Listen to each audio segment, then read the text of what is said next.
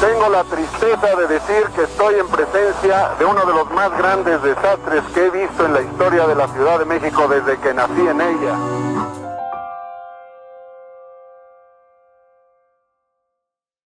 Estas fueron palabras de Jacobo Zabludovsky, periodista mexicano, al presenciar la devastación de la capital aquel 19 de septiembre de 1985. Soy Paulina Martínez y en este episodio no solo revive el temblor, sino que también revive las voces que aún no has escuchado y un olor del que casi no se habla. Acompáñame. El 19 de septiembre de 1985 la Ciudad de México se sacudió. Un terremoto de 8.1 grados en la escala de Richter deshizo la vida de miles de personas, al igual que los más de 250 edificios que se derrumbaron en cuestión de minutos. Eran las 7:19 de la mañana. Algunos se preparaban para salir a trabajar o a la escuela, otros ya estaban fuera, caminaban con sus mascotas, compraban pan o leche. Olía a café, a mañana fresca, a smog, olores que son propios de una ciudad como la es la Ciudad de México. De pronto el suelo rugió. La tierra crujía con un sonido indescriptible. En segundos, sin que los chilangos pudieran reaccionar, los edificios comenzaron a caer. El mundo literalmente se les vino encima, en casa, en el trabajo, de vacaciones. Algunos sobrevivieron bajo los escombros, otros nunca salieron de ahí. La semana siguiente los titulares del Sol de México reflejaron el horror. Paralizada y semidestruida la ciudad. Desolador panorama. En minutos la ciudad se volvió escombros. Los gigantes se vinieron abajo. Fatídico 19. Una ciudad entre escombros. Y en efecto, había un desolador panorama en la ciudad. ¿Volvería a temblar? ¿Qué iba a pasar con todas las estructuras dañadas, con los damnificados, con las vidas de cientos de personas? Ahora la ciudad olía a polvo y a metal, a concreto rojo, a gas filtrado y a miedo. De alguna vez estuvo el majestuoso Hotel Regis, hoy hay una plaza. En 1985, este símbolo de lujo fue reducido a ruinas. Su caída probó la magnitud del desastre. La ciudad había colapsado sobre sí misma. Jacobo Zabludovsky lo narró sin guión. Lo narró observando en tiempo real cómo la ciudad se derrumbaba.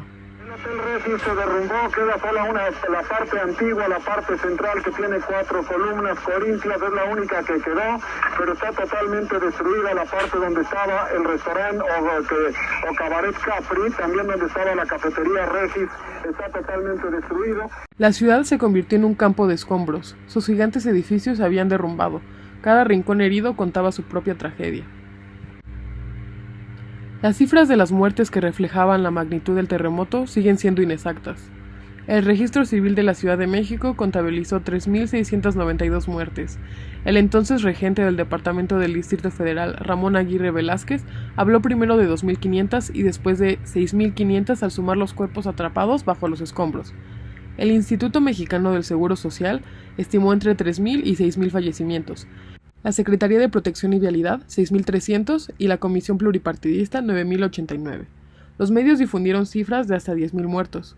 La Cruz Roja calculó 15.000 y algunas agencias periodísticas hablaron de entre 10.000 y 30.000. El Servicio Sismológico Nacional se atrevió a señalar que pudieron haber muerto hasta 40.000 personas. En 2015, el periódico Excelsior solicitó al Registro Civil de la Ciudad de México una estimación basada en las actas de defunción emitidas en 1985 relacionadas con el terremoto. Gracias a la digitalización de los archivos, se identificaron 12.843 muertes relacionadas con el terremoto, 9.862 personas con causas como traumatismo por derrumbe y otras 2.981 sin identificar. Fueron enterradas en fosas comunes estas personas. Pero estos esfuerzos no alcanzaron a dimensionar la pérdida. Como documenta Elena Poniatowska en Nada, Nadie y las voces del temblor, la magnitud del desastre superó la capacidad de las morgues. Muchos cuerpos permanecían días entre los escombros y la descomposición dificultó su identificación. Por razones sanitarias, miles de cadáveres fueron inhumados en fosas comunes, como la que se encontró en Parque Delta. Así se perdieron nombres e identidades. ¿Cuántas vidas desaparecieron? ¿Cuántos cuerpos quedaron atrapados sin que nadie los buscara, sin que nadie supiera que estaban ahí? También hubo familias enteras que murieron bajo los escombros, y al no quedar sobrevivientes que hablaran por ellos, su existencia desapareció de la percepción de la realidad de muchos. No hubo quien registrara su ausencia, las cifras no podían contener esta dimensión. Incluso la aproximación más baja representa una tragedia, porque el número de fallecidos no es un número. Se trata de miles de vidas que la ciudad nunca volvió a ver. Miles de personas desaparecieron tras el terremoto. Familias enteras nunca supieron qué ocurrió con sus seres queridos. No hubo funerales, ni despedidas, ni cuerpos de los cuales despedirse. Solo hubo incertidumbre. Los periódicos de la época, además de informar, intentaron tender puentes en medio del caos. Publicaron listados con nombres, centros de acopio, mensajes de auxilio. Estos llamados eran el reflejo de una tragedia que dejó preguntas sin respuesta, porque muchos de esos nombres nunca respondieron. Esos nombres nunca volvieron a casa, ni vivos ni muertos, porque los desaparecidos se quedaron siendo eso, desaparecidos.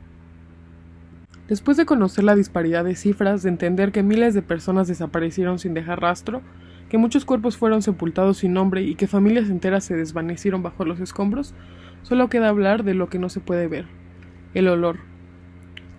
Los números dejaron de servir para medir. Los chilangos lo recuerdan con dolor. El olor a muerte impregnó el aire de la capital. Era el testimonio más crudo y natural de los cuerpos que quedaron atrapados entre los escombros, de las personas que nadie encontró, que nadie reclamó, de los desaparecidos. Como cualquier cuerpo humano, comenzaron a descomponerse.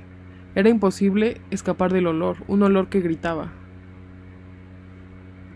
La tristeza por primera vez tuvo color y también aroma, ese olor a muerte que nunca se quita. Esto se escuchó en una cápsula de TV Azteca al cumplirse 30 años del terremoto. Y sí, ese olor fue la manifestación física de lo que ya no podía verse. Gustavo tenía 12 años cuando ocurrió el sismo. Recorriendo la ciudad junto a su padre taxista, recuerda que en muchos trayectos el olor era intenso.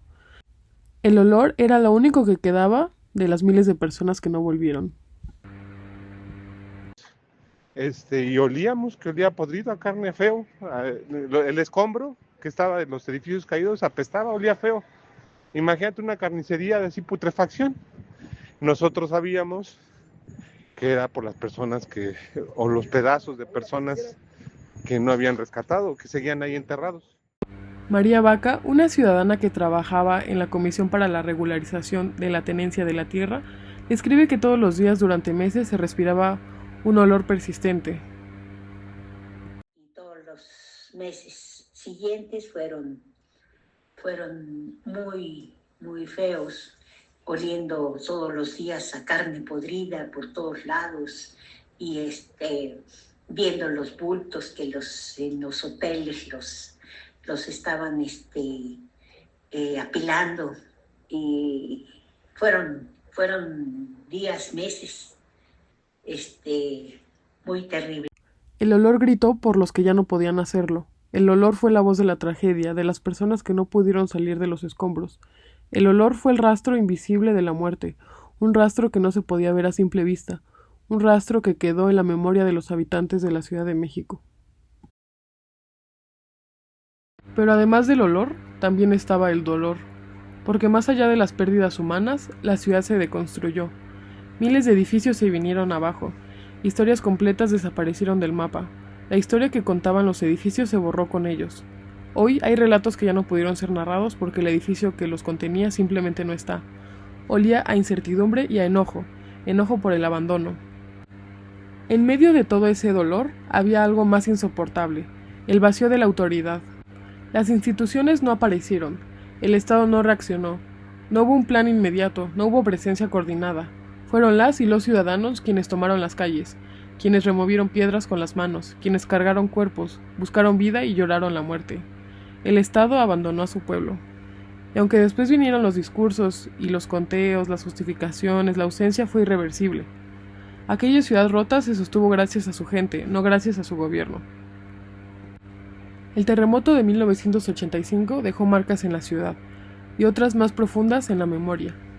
Una ciudad entre escombros, un pueblo que resistió, y miles de personas cuyo rastro se volvió invisible, pero siguen ahí, en el aire, en la tierra, en el recuerdo colectivo que no se olvida. Gracias por escuchar Rastro Invisible de la Muerte. Hasta el próximo episodio.